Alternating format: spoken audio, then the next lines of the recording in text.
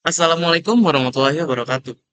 Halo, perkenalkan saya Dias Abisudira dari kelas 11 FPL 1 SMKN 4 Bandung. Pada kesempatan kali ini saya akan menjelaskan mengenai proyek yang saya buat, yaitu menggunakan framework PHP, yaitu Laravel, terutama menggunakan Laravel 12. Sebelumnya, apa sih itu Laravel? Jadi Laravel itu adalah sebuah framework PHP yang open source, yang dimana ini tuh sebuah framework yang sangat populer di kalangan para programmer untuk membangun sebuah aplikasi, website, atau berbagai hal. Dan Laravel itu menggunakan konsep MVC, modul, view, dan controller, yang dimana ini memudahkan sekali untuk memprogram suatu website. Di video kali ini, saya akan menampilkan atau lebih tepatnya menjelaskan mengenai project saya, yang dimana project saya ini hanya menggunakan CRUD, yaitu create, read, update, dan delete. Project ini nantinya dapat mengelola sebuah database yang dibuat oleh sekolah. Tentunya data-data mengenai data kelas, kemudian ada data tentang guru, dan juga ada data tentang siswa. Ibaratkan di sini saya adalah admin. Sini saya adalah admin apa namanya sekolah yang akan memanipulasi atau mengelola lah istilahnya, mengelola data-data sekolah. Nah, ini ada di sini ada tampilan login tentunya ya, untuk dimana sistem itu apa istilahnya, untuk mengenali sebuah usernya. Oh, ini usernya itu terdaftar di database-nya atau belum. Nah, jika sudah terdaftar, maka kita tinggal masukkan username dan passwordnya di sini.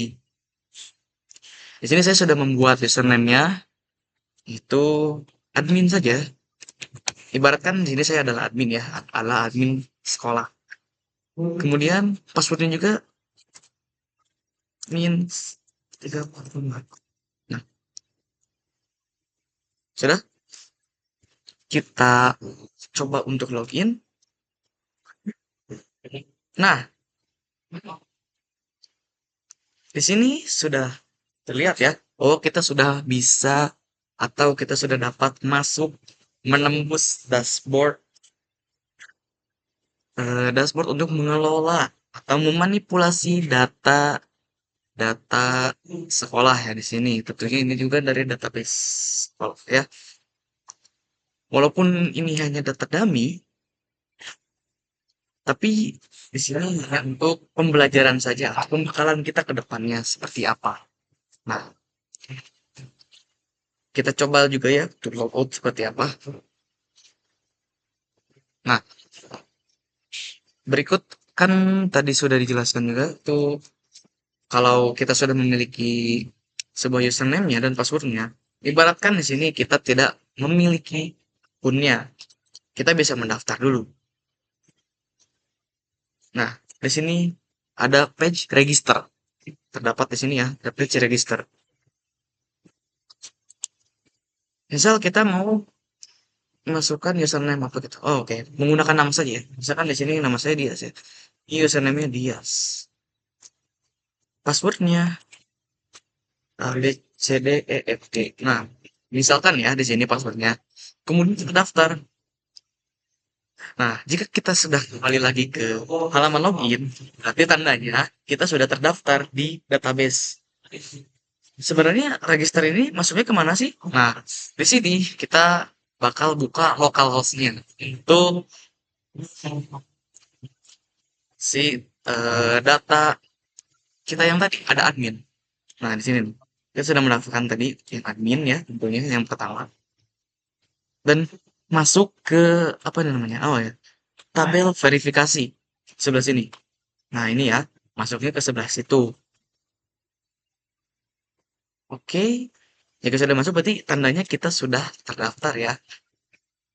Jika sudah terdaftar, kita coba login lagi nih, tapi menggunakan username yang baru saya buat tadi, yaitu Dias. Kemudian menggunakan password set. yang tadi ya, A, B, C, D, E, F, G, H. Oke, login aja. Nah, kalau tampilannya balik lagi ke login, berarti itu adalah salah satu yang salah berarti ya, antara username-nya atau bahkan dari passwordnya. Coba kita ulangi lagi ya, A, B, C, D, E, F, G. Coba deh, saya agak lupa tadi passwordnya. Nah, berarti berhasil kan? Berarti untuk form login dan form register menggunakan menggunakan Laravel berhasil ya. Nah, dari video yang sudah saya jelaskan tadi mengenai page, login, register, dan sampai bisa masuk ke halaman dashboard ini, gimana sih logiknya? Mari kita lihat apa namanya code-nya sebagai berikut di Visual Studio Code. Nah, di sini kita akan menjelaskan logiknya di controller. Pertama, untuk menampilkan halaman login, tentunya di sini menggunakan show login, yang dimana return view atau menampilkan halaman view dari admin dan ini file login yang berada dalam folder admin ya tentunya. Kemudian jika sudah tampil, maka ketika kita memasukkan sebuah username dan password, di sini logiknya ketika login, nah di mana kita harus mencari berupa username dan berupa passwordnya. Apakah sama sesuai di database atau tidak sama. Di mana ketika kita memasukkan sebuah password, hashtag ini berfungsi untuk apa ya istilahnya? Menginskripsi sebuah data plain text yang tadinya plain text menjadi enskripsi. Nah, dicocokin tuh yang tadinya plain text yang dimasukkan di form login sama enskripsi yang sudah terdaftar di database-nya. Begitu ya. Hashtag itu berfungsinya untuk sebagai berikut. Nah, apa yang akan terjadi jika login gagal seperti yang tadi kita coba ya, karena itu ketidaksengajaan saya, karena passwordnya saya lupa, maka akan dikembalikan ke halaman login lagi dan tidak bakal langsung dimasukkan ke halaman dashboard begitu ya. Jika kita kembalikan ke halaman login, maka akan muncul pesan login gagal. Untuk halaman registernya seperti apa sih? Sama seperti halaman login. Kalau yang tadi itu mencocokkan data yang ada di database dengan form login menggunakan hash check. Menggunakan hash check, jika cocok maka masuk ke dashboard. Nah, kalau untuk register seperti apa? Register itu ibaratkan kita menginsert data menggunakan form register. Maaf. Di mana kita masuk nih, menginsert sebuah data kita ke tabel T verifikasi tadi yang ada di localhost yang saya tunjukkan tadi ya. Nah, masuknya ke sini. Nah, masuknya ke sini ya. Tepatnya masuknya ke sini, tabel verifikasi. Yang dimana nanti ketika kita memasukkan password yang baru dari teks biasa, dari plain teks biasa, di hash di sini, hash MAC, yang dimana teks biasa terenskripsi ketika masuk ke sebuah database. Jadi di sini untuk meminimalisir oknum admin yang nakal ya, tentunya. Nah, untuk function logout-nya itu hanya mengembalikan kita ke dari page dashboard yang tadi ke halaman login kembali. Begitu ya, teman-teman. Nah, kali ini saya bakal menjelaskan eh, sebuah logic CRUD-nya, create, read, update, delete-nya di masing-masing page data seperti data siswa, data kelas, dan juga data guru-guru yang ada di SMKN 4 Bandung ini ya. Nah, ibaratkan kita sudah masuk ke tampilan dashboard. Tampilan dashboard dari adminnya ya. Kita sebagai admin di sini.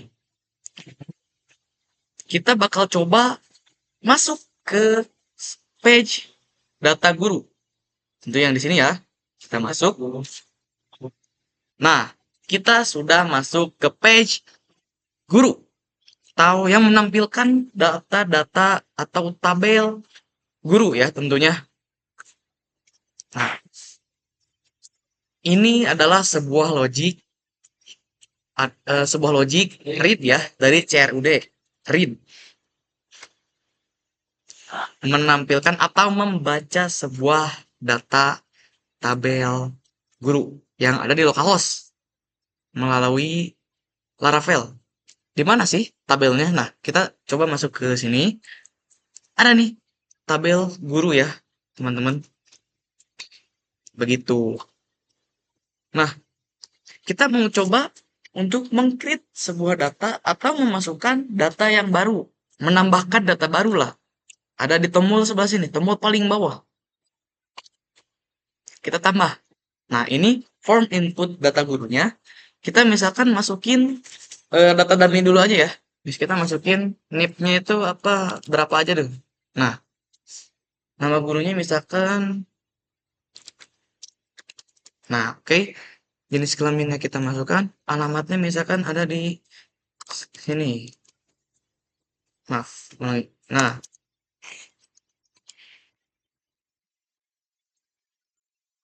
dan simpan. Apakah berhasil? Data berhasil ditambahkan. Jika berhasil ditambahkan akan muncul ini message seperti ini di paling atasnya apa itu? Tabel kita ini.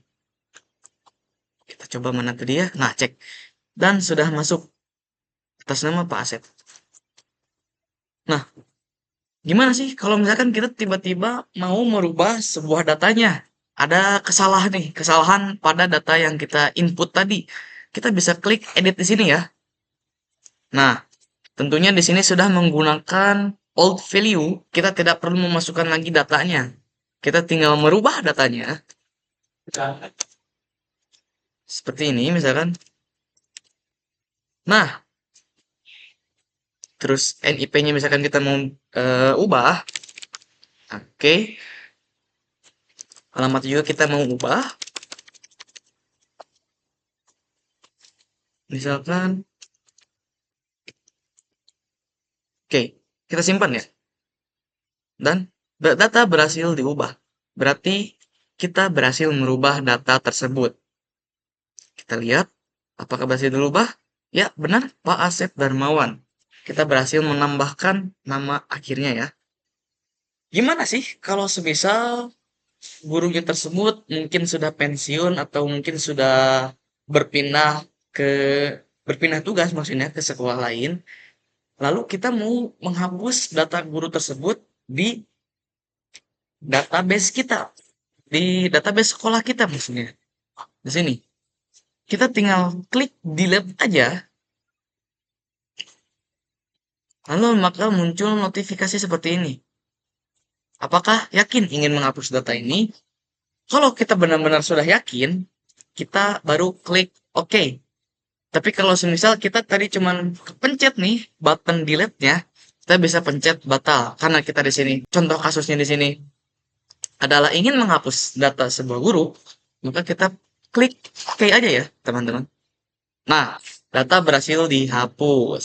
Begitu ya. Berikut begitu penjelasan mengenai page guru. Berarti tandanya untuk tabel guru kita berhasil menggunakan logik atau menggunakan metode CRUD, create, update, dan delete. Nah, seperti biasa nih, pasti kalian bakal bertanya-tanya mengenai gimana sih cara logiknya tersebut dapat bekerja. Di sini saya akan menjelaskan controllernya. Kita mulai dari sini, index. Nah, di index ini kita menampilkan yang tadi ya, terutama adalah sebuah page yang menampilkan data-data atau menampilkan tabel data guru tentunya yang mereturn view atau menampilkan view dari guru yang ada di sini nih. Nah, yang ada di sini Ada kan? Blade gurunya. Nah, sini seperti itu ya. Terus di sini function create itu yang akan menampilkan form untuk memasukkan data gurunya ya, yang tadi yang memasukkan NIP, kemudian Anda memasukkan nama guru, jenis kelamin dan alamat. Nah, logik untuk memasukkan data tersebut ada di sini, ada di function store. Oh ya, sebelumnya by the way di sini saya menggunakan Laravel Eloquent ya, tidak menggunakan PacketDB. Agar apa? Agar di sini lebih mudah untuk menjelaskan atau mendefinisikan dan mudah juga dipahami sama kitanya, walaupun agak sedikit panjang, tapi kita dapat mengerti nih, oh ini tuh menginput data ke tabel apa misalkan di sini ya, sampai nanti ada save yang dimana menyimpan data tersebut di tabel di database tadi ya. Ini adalah message success errornya. Kalau success tadi ya, ada message data berhasil ditambahkan di apa itu tabel yang paling atas. Nah, kalau data gagal ditambahkan nanti juga ada message-nya juga. Kemudian function edit yang tadi kalau kita mengklik href tadi ya, mengklik link yang tadi ada edit tuh. Nah, ini functionnya yang dimana menampilkan form yang tadi sebenarnya form edit dan form tambahnya itu sama, cuman kalau di form edit kita menggunakan out value. Begitu bedanya.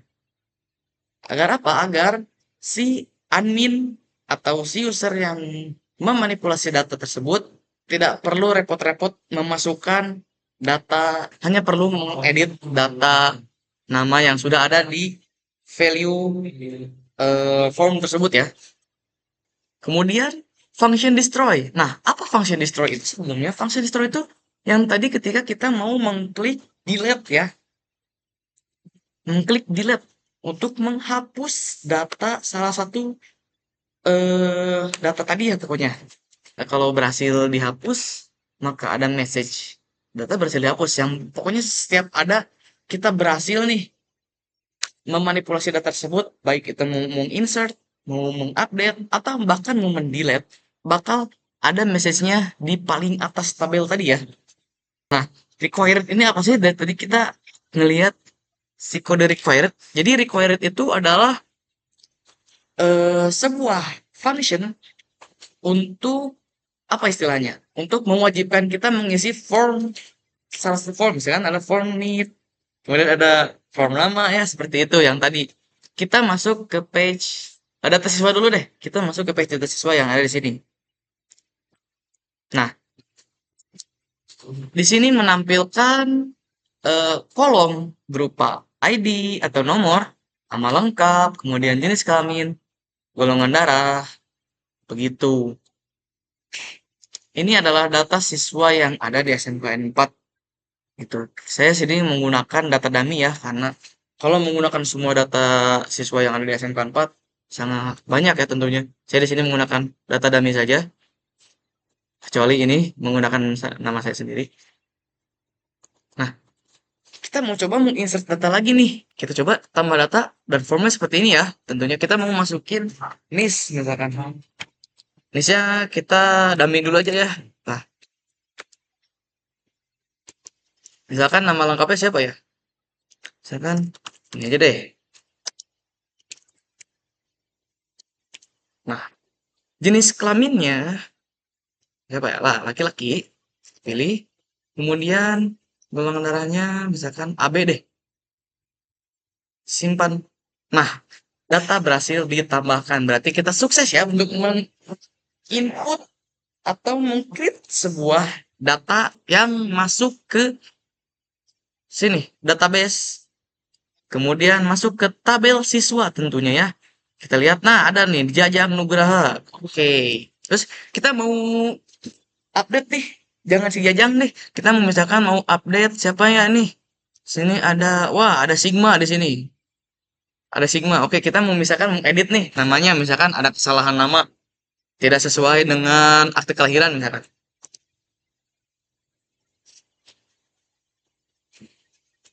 Misalkan kita mau ubah namanya.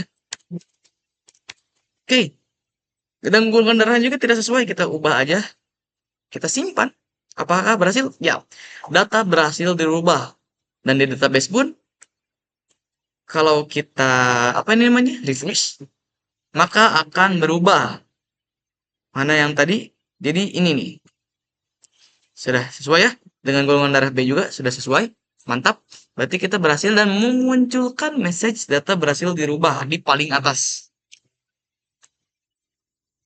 Terus, semisal nih, ada siswa yang pindah sekolah nih, atau misalkan ada yang sudah lulus, kita mau hapus datanya. Misalkan, siapa yang tadi? Nah ini nih, Karen ya. Si Karen ini mau pindah sekolah atau dia sudah lulus, misalkan kita delete, data berhasil dihapus. Nah, gimana sih si logiknya? Logiknya mirip-mirip sama seperti yang di controller guru tadi, hanya saja berbeda, maaf, hanya saja di sini berbedanya tuh di apa tuh? Berbedanya tuh hanya ada di kolom-kolom tabelnya saja ya. Begitu. Untuk logiknya sama semuanya. Di sini juga saya menggunakan Eloquent agar mudah dipahami. Mana? Nah, ini seperti ya tadi. Sekarang kita bakal coba nih untuk masuk ke page. Page apa? Page kelas. Data-data kelas-kelas atau data-data jurusan apa saja yang ada di SMKN 4 tentunya ya. Kita masuk ke data kelas di sini ya. Kita coba klik. Nah, muncul data mengenai jurusan atau mengenai kelas-kelas yang ada di SMKN 4 Bandung. Begitu tentunya. Nah, semisal ada penambahan ruang baru nih, atau ada penambahan kelas baru, atau ada penambahan jurusan baru malah di SMKN 4 Bandung. Menariknya, kita dapat menambah data tersebut. Sama seperti sebelum-sebelumnya di data siswa, data guru, baik sekarang di data kelas atau data jurusan lah ya istilahnya. Kita tambah. Nah, kita masukin nih, mau kelas berapa misalkan ada ruang kelas 11 RPL 10 nih misalkan ini udah berkembang gitu ya sekolahnya.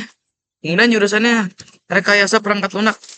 Nah, ini lokasi ruangannya di mana misalkan ada ruangan atau ada gedung baru misalkan di C35 misalkan ya.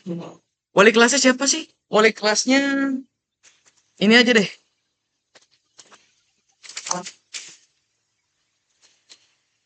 Nah, misalkan wali kelasnya Pak Gatot misalkan ya. Oke, kita save. Dan, oh, saya salah memasukkan berarti ya.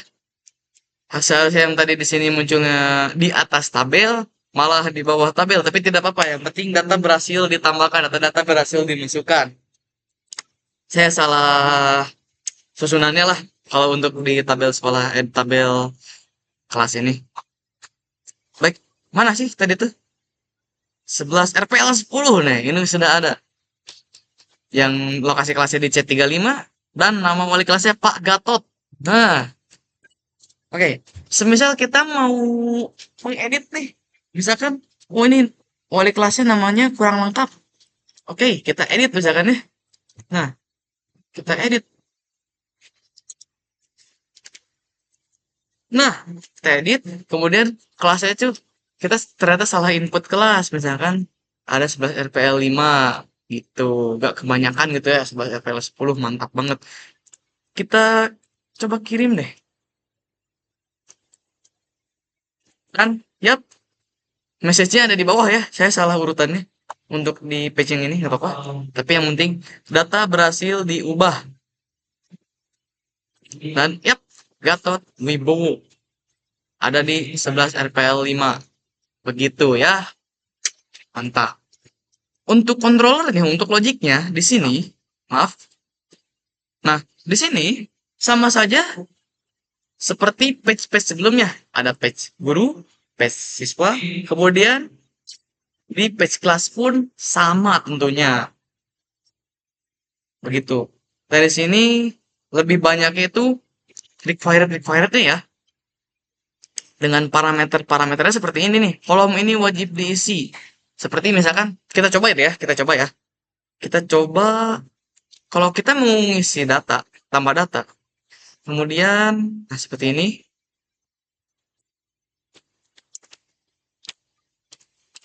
Oke, kita kirim. Muncul tulisan atau muncul message seperti ini. Kolom ini wajib diisi. Nah, kalau ini jurusan tidak boleh disingkat atau jurusan tidak tersedia, mungkin harus sesuai dengan yang ada di sini tentunya.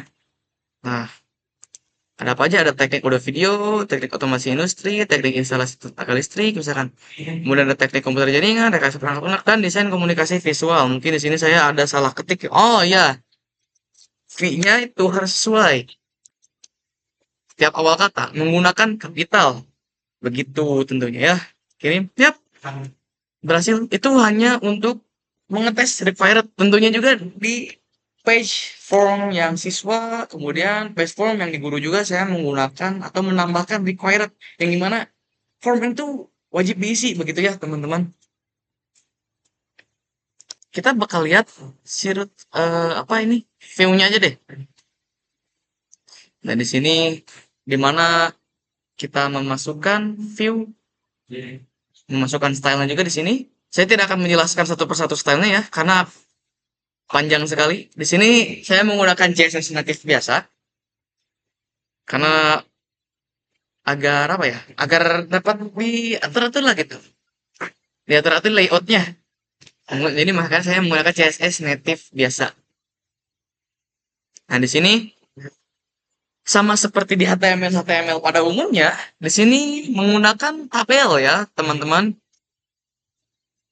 Yap, menggunakan tabel yang akan memunculkan tabel-tabel tadi. Yang dimana ini dikoneksikan ya.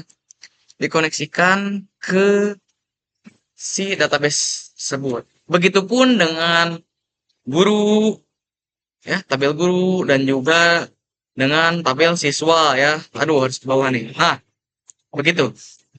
Oke, kita sekarang mau coba logout lagi ya.